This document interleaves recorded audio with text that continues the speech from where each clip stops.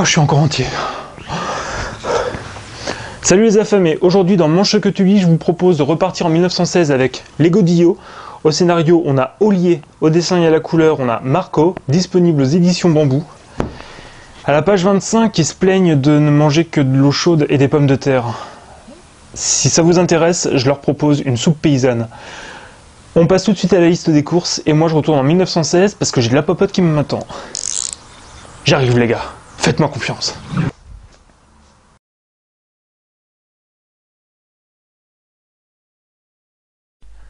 Pour 2 personnes, nous aurons besoin de 2 carottes, un navet, un poireau, un oignon, 30 g de beurre, 160 g de lardon fumé, 2 pommes de terre et un bouquet garni.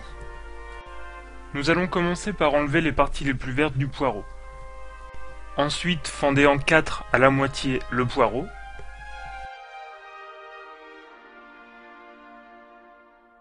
Ce qui va nous permettre de rincer le poireau et enlever plus facilement la terre. Maintenant, il ne nous reste plus qu'à couper grossièrement le poireau.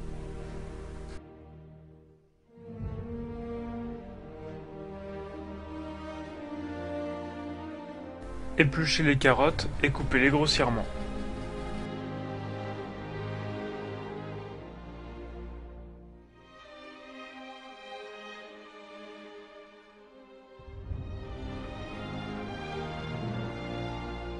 Et vous faites la même chose pour le navet.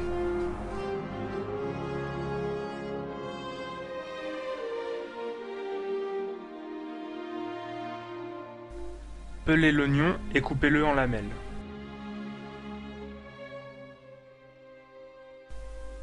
Faites chauffer votre cocotte minute. Quand celle-ci est bien chaude, ajoutez-y les 30 g de beurre et ajoutez-y le poireau, les carottes, le navet, l'oignon.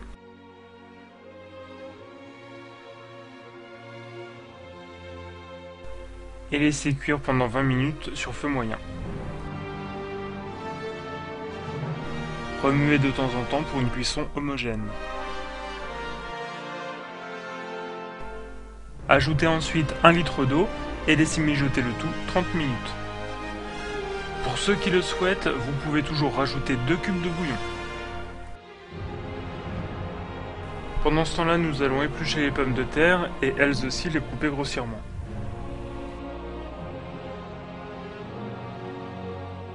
Une fois le temps écoulé, ajoutez-y le bouquet garni, les pommes de terre et les lardons.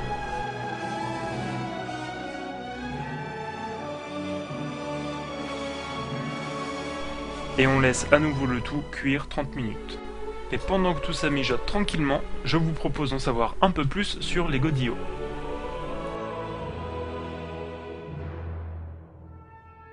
Et c'est au festival BD des Planches et des Vaches à Hérouville-Saint-Clair que j'ai pu interviewer le dessinateur de la BD Les Godillots, Marco.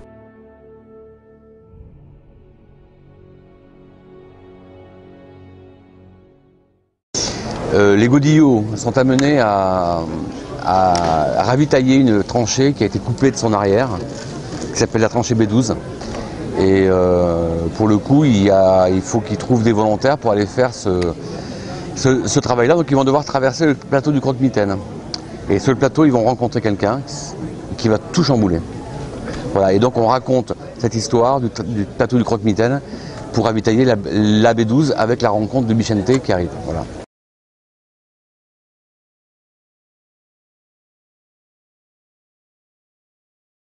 Énorme, 2 ans et demi de travail avant.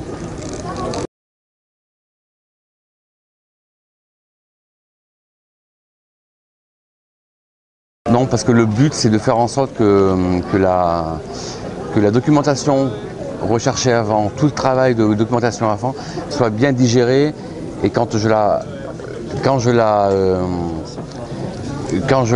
remets dans l'album, en fait, c'est faire en sorte que les gens ne soient pas assommés de documentation. Donc en fait, le but étant juste de raconter une histoire qui se passe sur le front 14. Voilà. C'est pas un livre d'histoire, donc on est là pour raconter. Alors la doc, elle est pour moi pour être cohérent, pas anachronique, faire en sorte que quand je dessine quelque chose qui passe en 16, ce soit en 16, que je ne mette pas des avions en 14 parce qu'il n'y en avait pas, voilà, que ce soit un minimum logique. Mais aucune référence, c'est un peu le but, pas de référence.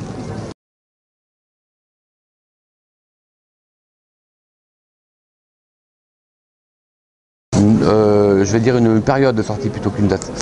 Novembre.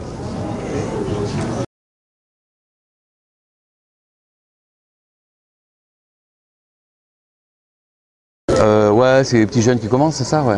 Ouais. C'est une série qui a du potentiel, ouais. Je connais, ouais.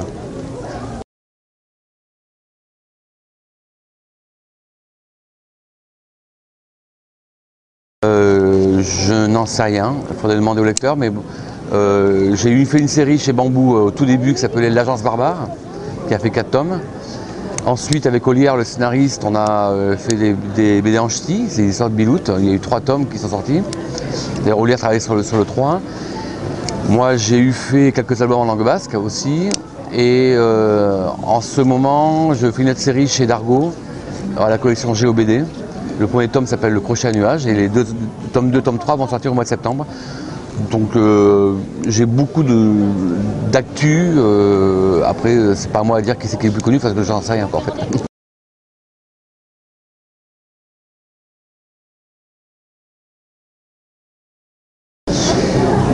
Pas pour l'instant, parce que le projet de travailler sur le tome 3, absolument. Donc là on finit le tome 2 et Olière doit normalement enchaîner sur le tome 3 dans la foulée. Et lui par contre travaille beaucoup avec Archéo Junior et fait d'autres séries en tant que scénariste et dessinateur. Moi je suis parti sur d'autres projets avec les BK sur la série Dargaud. Et pour l'instant on préfère se concentrer avec Olière sur les Godillots.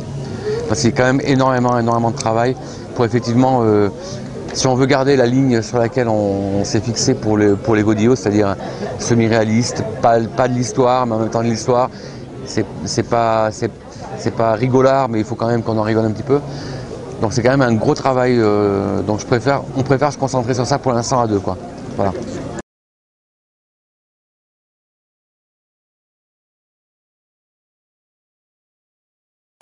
Du singe.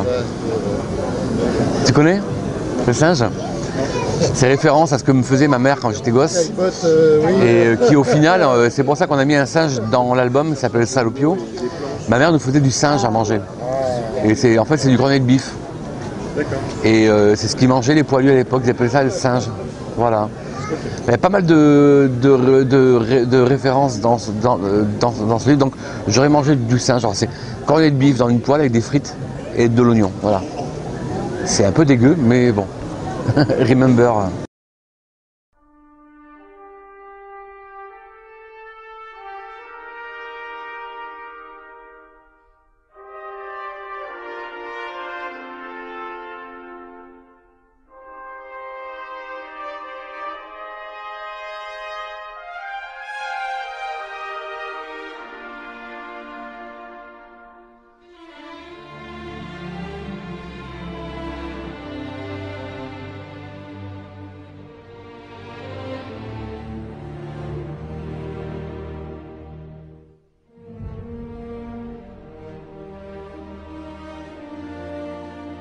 Une fois la cuisson terminée, il ne vous reste plus qu'à vous régaler. Vous pouvez y rajouter des croûtons. Et pour ceux qui le souhaitent, vous pouvez toujours accompagner ce plat avec une tartine de pain et des rillettes. Sur ce, je vous souhaite un bon appétit, une bonne lecture, et je vous dis à très bientôt pour un prochain épisode.